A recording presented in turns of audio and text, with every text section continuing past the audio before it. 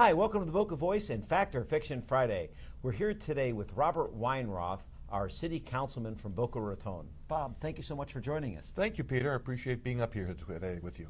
Thank you. So tell us what's going on in Boca today. Well, I think it's very exciting what's going on in Boca. We really have been doing a lot over the last few years as far as redevelopment of our downtown, and I think we're really seeing the benefits of what we've been trying to build. Before I even got on the council, a lot of the development that we're seeing right now was planned for. And in the last few weeks, we've seen restaurants like Louis Bassi open up. We have Uzo Bay, and there are a lot of reasons why people want to be in our downtown. It's exciting. People are moving downtown, and it really is. Boca is becoming the it place. It really is. I mean, even restaurants that are fixtures down in Deerfield have moved up, like Frank and Dino's. Frank and Dino's moved from Deerfield to be part of our fixtures in downtown Boca Raton. Absolutely. To be part of that walkable downtown. And talk a little bit about what we consider downtown now, because I don't think a lot of people really understand what that downtown area is. Well, originally people thought of downtown as Meisner Park, because the redevelopment of our downtown was really the area of Meisner Park. That was supposed to be the foundation of the redevelopment of our downtown.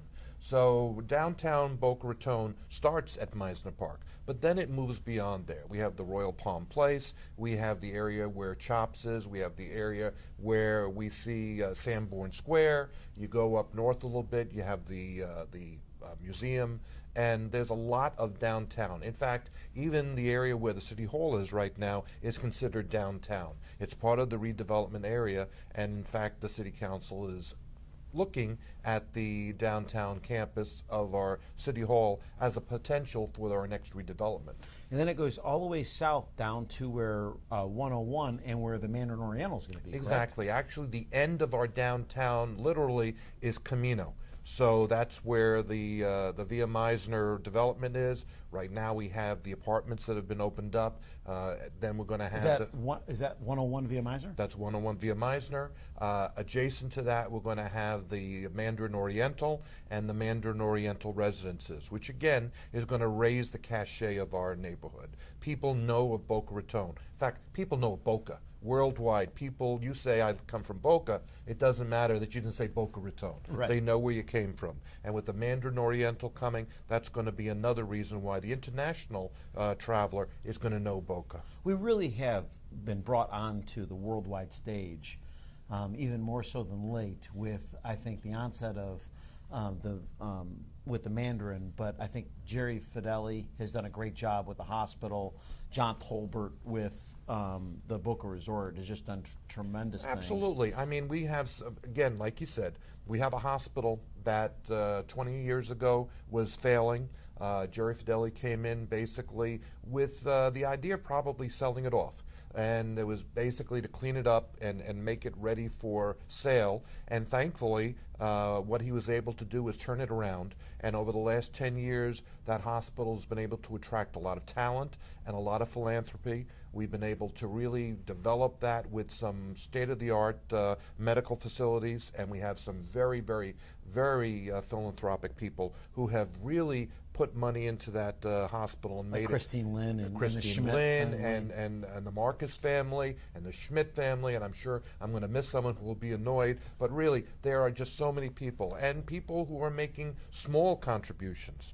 And it's not just the hospital. We also have the FAU, which has grown in stature since Dr. Kelly has arrived. And we have a university now that is basically on the top of the list of state universities, and basically was on the bottom of the list when he got here, and now it's at the top. So we have a lot to be thankful for. What did bringing the bowl game to Boca Raton mean to you and to the City Council? Well, I think that people are excited about having a bowl game, but the reason for the bowl game, as was the reason for having a championship golf game here, is that we wanted to have eyes on Boca Raton. Certainly the opportunity to be on the Golf Channel with the Golf Classic, the idea of being on ESPN with our Boca Raton Bowl brings people's eyes to Boca Raton, and especially in December. On December 19th, when people will probably be in snowdrifts up north, they're going to look at the Boca Raton Bowl and they're going to say, hey, why can't I put my business down there?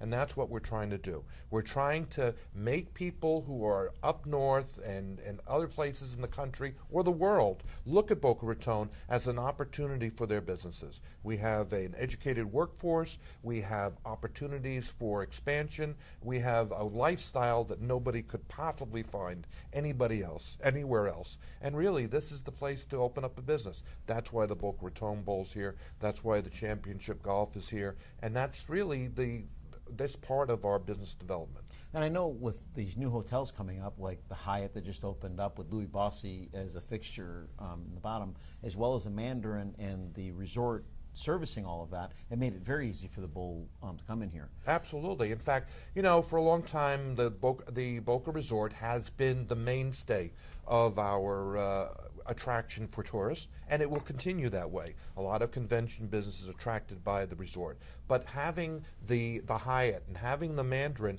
is actually going to give us additional capacity. It's going to enable us to take larger conventions coming here. And also, the Hyatt is really for the business traveler. We now have a downtown hotel that's going to attract our business traveler, and then the Mandarin is going to be the international traveler.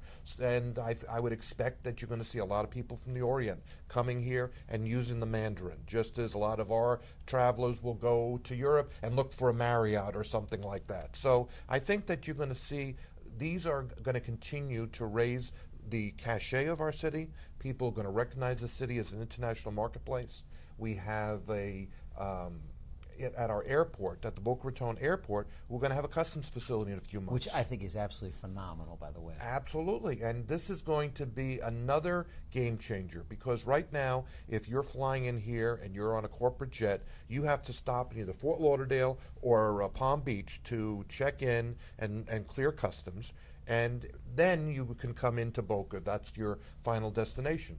But to have that second up and down, to have that operation is really dangerous. And you're dealing with pilots that are fatigued. And to be able to come straight into Boca, this is going to make it much more of a place, a destination for people to have their office. People like the president of Office Depot, to be able to come in, fly in on his jet, and be at his office probably within 10 minutes. I mean, that's the kind of thing that we can offer to executives that are looking at Boca Raton as a place to have their office. That's phenomenal. Let's talk a little bit about the walkable downtown.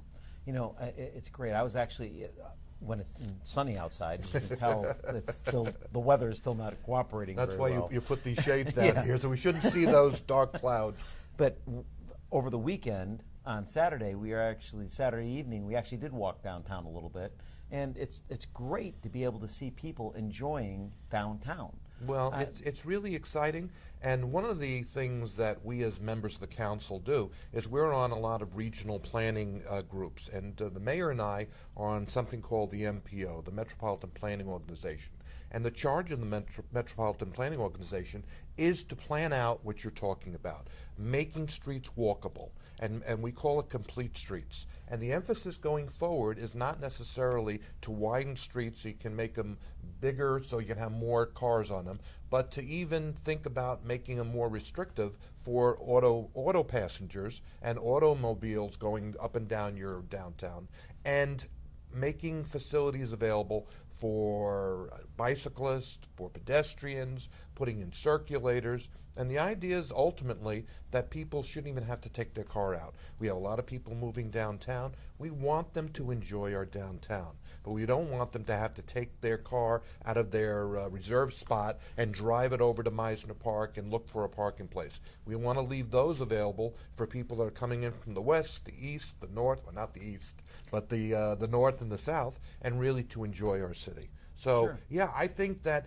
our city is becoming a city that you're going to enjoy wandering around, going to the restaurants, going to the museum, and going to theater, and really it's maturing, and it's very exciting to watch. It wasn't so long ago, I'm only talking 5 or 6 years ago, that retail was really failing on Federal Highway.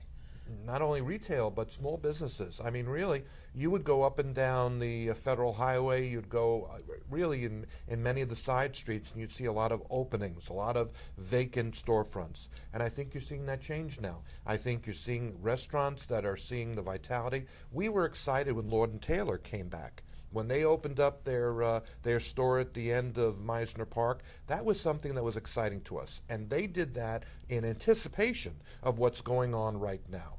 You're going to have, Tower 155 just a block from there. You're going to have Via Meisner. You have a lot of development. You have people that are living in our downtown.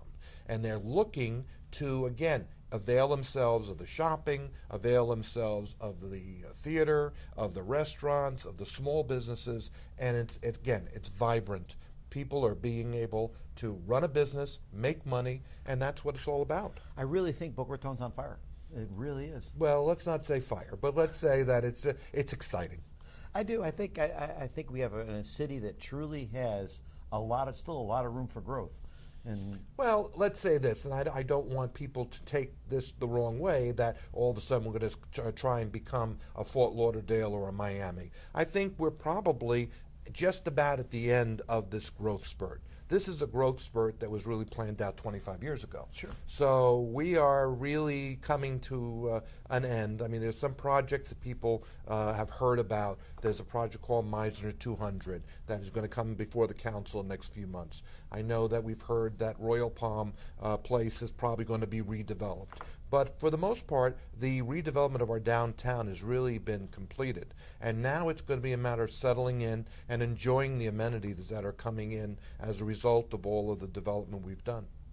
that sounds great. So exciting. what else would you like the citizens of Boca Raton to know? Well, let's see. We've talked about the university, which I think is exciting. We've talked about the Boca Raton Bowl, which I can't wait to come. Let's see. The hospital, of course. We have learned, of course, that Jerry Fideli, who we mentioned before, is going to be retiring in the not too distant future, and we're certainly going to be looking for a good transition to the next CEO. Again, Jerry has done a wonderful job in raising that hospital's stature, and it's really a destination medical now. There's an old joke that people, when they got sick before, they'd say, "Where do you go if you're sick?" And they would say to the airport. Right. You know, so now people are going to the hospital right here at Boca Regional, and hopefully we'll have someone in that place like Jerry who's going to understand this community and be able to service us and make this a city where you're not afraid to get sick. I mean, unfortunately, getting sick is part of the game, and if you know that there's a place that you can take the family and you have confidence, that's wonderful.